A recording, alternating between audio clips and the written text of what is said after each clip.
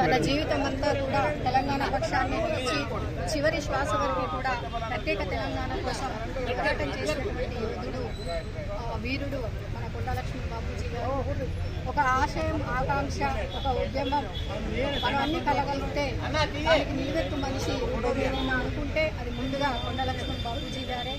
ఎందుకంటే దశాబ్దాల చరిత్ర గల మన తెలంగాణ ఉద్యమానికి నిలువెత్తు నిదర్శనం ఆయన జీవితం అంతా కూడా ప్రతి కూర్చున్నా, లేచినా, పడుకున్నా, శ్వాస తీసుకున్నా కూడా ప్రత్యేక తెలంగాణ ఎప్పుడవుతుందా అన్న ఒక ఆలోచనతో ఆయన సాగించడం జరిగింది.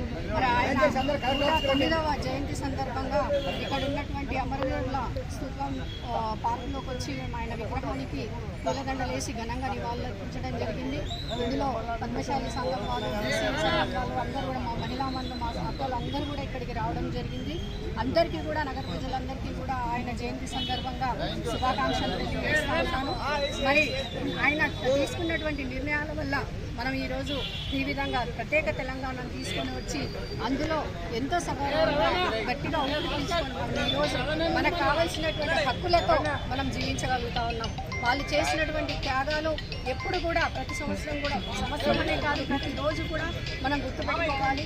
ఈ విధంగా ప్రతి సంవత్సరం వాళ్ళ జయంతులు, వర్ధంతులు చేస్తూ ఉంటే ప్రజల్లో కూడా, పిల్లల్లో కూడా, యువతలో కూడా వారి గురించి చర్చ వచ్చినప్పుడల్లా వాళ్ళందరూ కూడా ఈ విధంగా వాళ్ళని ఆదర్శంగా తీసుకొని ముందుకెళ్ళడానికి బాగుంటుందని చెప్పేసి అధికారికంగా కూడా ఈ కార్యక్రమాలు మన ప్రభుత్వాలు చేస్తున్నాయి. కాబట్టి వారందరికీ కూడా హృదయపూర్వక ధన్యవాదాలు తెలియజేస్తూ ఉన్నాను. మరి ఆయన తీసుకున్నటువంటి 3 తరాల వారధిగా ఉంటూ నిఖార్సైనటువంటి గాంధేయవాది అయినప్పటికీ కూడా అటు పార్టీలకు అంకితం కాకుండా తనకున్నటువంటి పదవులను, మినిస్టర్ పదవిని కూడా త్యాగం చేసి మరి కేవలం తనకున్నటువంటి ఆస్తులను కూడా ప్రభుత్వానికి ఇచ్చేసి, మరి ఇప్పుడు మరి మీ అందరూ కూడా తెలుసు, జలదృశ్యాన్ని ఇచ్చిన తర్వాత అక్కడ బీఆర్ఎస్ ప్రభుత్వం కూడా తమ పార్టీని అక్కడే ఇనాగ్రేషన్ చేయడం జరిగింది. అలా తనకున్నటువంటి ఆస్తులను కూడా ఇచ్చేసి, నాకు ఇవన్నీ ఏం అవసరం లేదు, ఇవన్నీ నాకు ముఖ్యం కాదు, నా ప్రజలు వాళ్ళందరూ అణిచివేయబడుతున్నారు ఈ ఆంధ్రప్రదేశ్లో, మనకు ప్రత్యేక తెలంగాణ వస్తే మనము హక్కులతో జీవించగలుగుతాం, సగౌరవంగా తలెత్తుకొని మన ఉనికిని మనం కాపాడుకోగలుగుతామని వారందరూ చేసినటువంటి పట్టుదలతో వాళ్ళు ముందుకెళ్ళినటువంటి వాళ్ళ త్యాగము, వాళ్ళ నిరతి చూస్తుంటే చాలా చాలా ఆశ్చర్యంగా అనిపిస్తుంది.